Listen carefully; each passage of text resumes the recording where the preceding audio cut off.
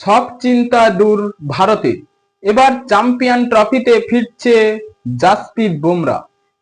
চোটের কারণে জাসপ্রীত বুমরাকে খেলতে দেখা যায়নি চ্যাম্পিয়ন ট্রফিতে এবং অস্ট্রেলিয়ার সফরে টেস্ট সিরিজে শেষ ম্যাচে চোট পেয়েছিলেন জাসপ্রীত বুমরা। চ্যাম্পিয়ন ট্রফিতে জাসপ্রীত বুমরা না থাকায় ভারতীয় বোলিং বিভাগে যে দুর্বলতা রয়েছে তার কোনো সন্দেহ নেই এবং চ্যাম্পিয়ন ট্রফিতে শামি ও বুমরা একই সঙ্গে থাকলে হয়তো দলটি আরো পেস অ্যাটাকে শক্তিশালী হতো, কারণ এই জাসপ্রীত বুমরা ও মোহাম্মদ শামির জুটিকে দেখে প্রতিপক্ষ দল ভয় পেত। ভারতের ন্যাশনাল একাডেমি থেকে ফিরছে এবার জাসপ্রীত বুমরা।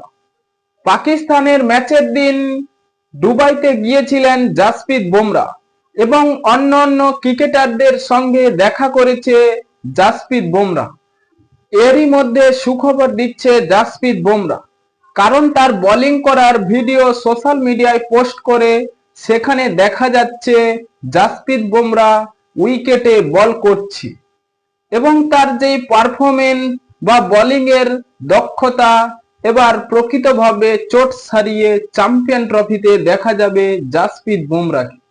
জাসপ্রীত বুমরার সেই বল করার ভিডিও দিয়ে এবং সবাইকে ফ্যানদের একটি আশা দিয়েছে তিনি আইপিএল এর জন্য প্রস্তুতি এবং ইংল্যান্ড সফরেও যেতে চলেছে জাসপ্রীত বুমরা।